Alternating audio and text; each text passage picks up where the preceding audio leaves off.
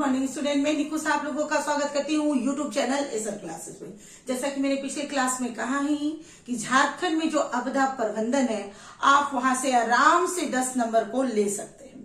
3-4 video में ये cover हो जाएगा, आप आराम से यहाँ से 10 नंबर ला सकते हैं। तो जैसा कि हम लोगों ने कल पढ़ चुके हैं बाढ़ और जंगलों में आग और वज्रपात। आज हम जानेंगे हाथियों का आक्रमण। तो हाथियों के आक्रमण का प्रभावित जिला कौन है, किस क्षेत्र में ये ज्यादा होता है? तो सरायकेला खरसावां, दुमका, रांची, खूंटी, लातेहार, पूर्वी सिंहभूम, पश्चिम सिंहभूम में। किन किन जंगलों का है? तो सरंडा तो प्रमुख है ही, उसके अलावा भी दुमका, दलमा और सरंडा और पलामू के जंगलों में हाथी की जो प्रचुरता होती है, वहां के छेड़खान से, यहाँ का कुछ जो उसका जो प्राकृतिक है उसको हटाने से जो वहां के झुंड जो है, हाथी के झुंड, वो गांव में आते हैं और काफी तबाही करते हैं। तो कारण क्या है? तो एक तो है महुआ के फूल के जो सुगंध होते हैं, जब लोग उसको एकत्र करके जमा करके लाते हैं तो उसके सुगंध से हाथी खींचे चले आते हैं। ये एक महत्वपूर्ण कारण हो जाता है। नेक्स्ट है वनों की कटाई।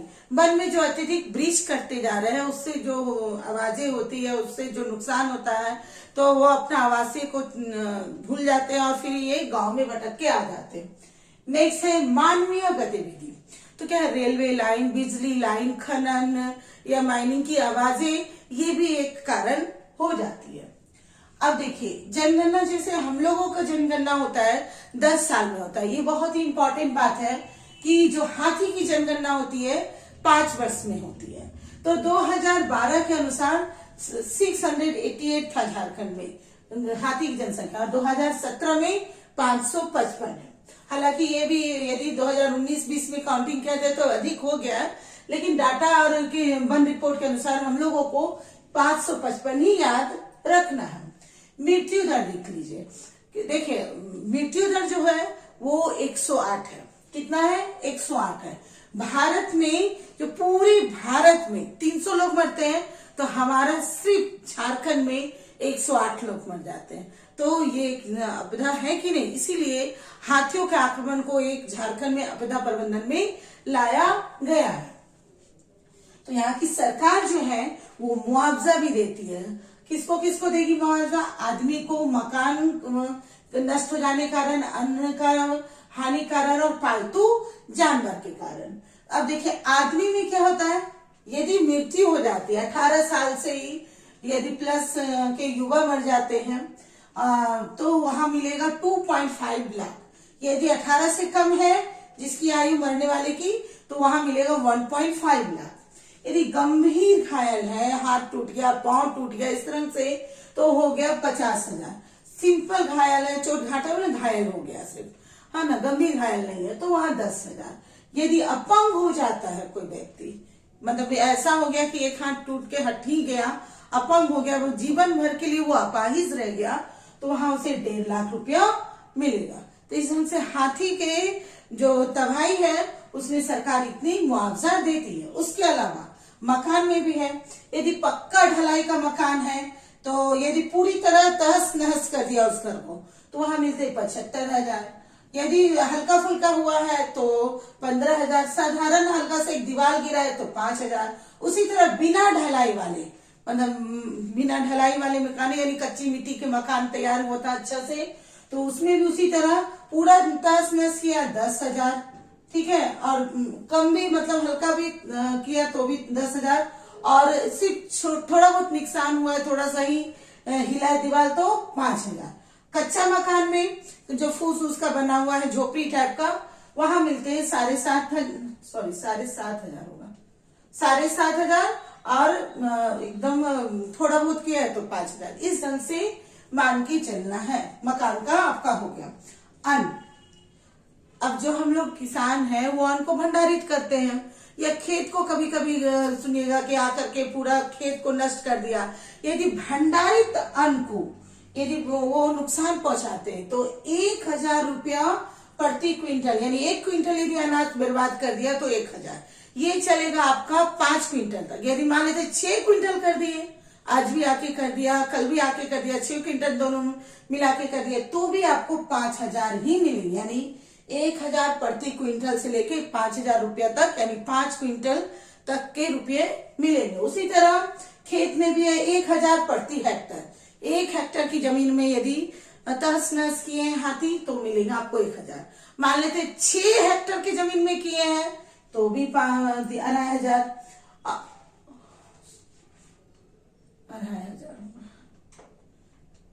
ये 25,000, सॉरी ठीक ही है, 25,000 होगा।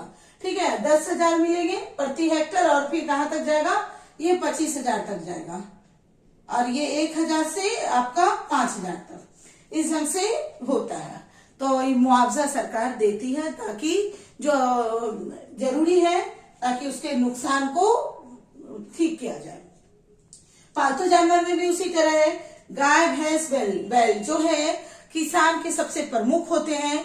यदि उसको मार दिए, जान चला गया तो वो हो गया 10,000। लेकिन जो बछड़ा है, बाछी है, उसको रौंदते हुए चला गया 3,000, और उससे भी छोटा जानवर है, भेड़ बकरी है, तो 2,000 रुपये मिलेंगे। अब देखिए, इस ढंग से आप बराबर सुन रहे हैं कि हाथी आ रहे हैं, तहस नहस कर दे रहे हैं, जान और माल दोनों की हानि हो रही है, तो उपाय ढूंढना बहुत जरूरी है। मुआवजा तो दूसरी बात है, लेकिन उपाय जानना बहुत जरूरी है। तो उपाय में क्या करते हैं लोग, गांव के लोग ढोल नगारों की आवाज करते हैं, ठीक है, जोर जोर से, और आग जलाते हैं, और मिर्च की गंध से जो है हाथी भाग जाता है। उसमें गांव वाले इतने अच्छे तरीके से उपाय करते हैं कि गोबर में मिर्ची की गुंडी को लपेट देते हैं, सुखा के रखते हैं। जब ऐसा कुछ होता है तो उसे जला देते हैं। जैसे ही जिस तरह से वो महुए की गंध से आते हैं तो मिर्ची के गंध से चले जाते हैं। तो आप इसको कई तरीके से करते हैं लोग, जैसे कि मोबिल में, ग्रीस में भी मिर्ची को लपेट दिए, उसको रस्सी में लगा दिए, और भंडारा जगह में भी घेरा लगा दिए। इस तरह से उपाय करते हैं। ठीक है, ये तो हो गया आपका हाथियों का आक्रमण का। अब देखिए सूखा। झारखंड में जो सूखे की स्थिति है वो 2400 जिला इससे प्रभावित है। ठीक है, और सभी जिले इसमें प्रभावित है। प्रमुख रूप से सूखा देखिए कैसे होगा। मान लेते हैं 100% में यहाँ पे 50% वर्षा हुई तो वो सिंपल सूखा हो गया। ठीक है, कि थोड़ा सूखा। यदि मात्र ये 75% यदि बोल देंगे तब जाके वो आपदा का रूप ले लेती है। तो ये ऐसे कौन से क्षेत्र हैं जहां पे इस ढंग की आपदा होती है, तो वो उत्तर पश्चिम का हिस्सा है, पलामू, गढ़वा, लातेहार, चतरा और लोअर दरगा। और इसमें भी ये क्वेश्चन देखिए आ चुका है कि वर्ष 2010 में झारखंड राज्य गंभीर रूप से सूखा हुआ। तो क्वेश्चन आ चुका है कि कौन से वर्ष में झारखंड गंभीर रूप से सूखे से प्रभावित हुआ है, तो है 2010। उपाय क्या कर सकते हैं, बांध बना सकते हैं, तालाब बना सकते हैं, वर्षा के जल को संरक्षण कर सकते हैं, सूखे के अनुसार फसल को बदल सकते हैं, वाटर शेड का प्रबंधन कर सकते हैं, और वृक्षों की कटाई पर रोक लगा के इस तरह से सूखे को रोका जा सकते हैं। नेक्स्ट है खनन दुर्घटना, यानी माइनिंग में दुर्घटना हुआ, खदानों में दुर्घटना हो जाता है, कहीं मट्टी धंसने से दुर्घटना हो जाता है, और या तो फिर वो जो कोयले से जो है गैस निकलते हैं, मीथेन गैस, वो जहरीली गैस से दुर्घटना हो जाता है। तो ये हो जाता है आपका खनन दुर्घटना। क्योंकि हमारा जो झारखंड है खनिज का लगभग 40% भंडार को संचित करता है। अब प्रभावित जिले कौन है, तो धनबाद है, झरिया है, धनबाद के अंदर ही झरिया आता है, धनबाद, झरिया, कोडरमा, गिरिडीह, 2 बार लिख दिया मैंने, पश्चिम सिंहभूम, पूर्वी सिंहभूम, लातेहार, लोहरदगा और पलामू। अभी तक की सबसे बड़ी दुर्घटना कहाँ हुई है, तो वो हुई है चास नाला खान धनबाद में। कब हुई है, 1975 में। वहां पर 372 लोग की मृत्यु हो गई।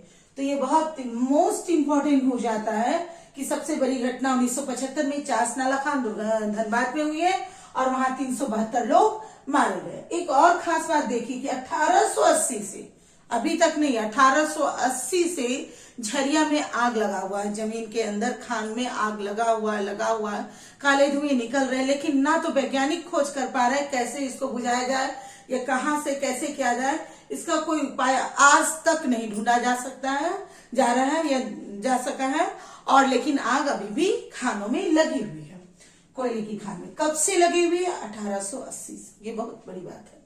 नेक्स्ट देखिए, गोड्डा जिला के राजमहल लटमटिया में 29 दिसंबर 2016 में जमीन धंसने, मतलब खनन के जो है वहां के जमीन धंसने से 11 श्रमिकों की मौत हुई। उसके बाद और देखिए, याद 1983 में हुरीलाडी, 1995 में गजाली, बागडीगी, भाटी। देखिए इसमें आप क्या कर सकते हैं, ये सबका नाम ऑप्शन में याद रखना होगा। मान लेते हैं हुरीलाडी, गजाली, बागडीगी दे दिया और एक दे दिया कुमारडुबी, तो इसमें से कौन सी जगह है जहां खनन की दुर्घटना नहीं हुई? तो कुमारडुबी में नहीं हुई है।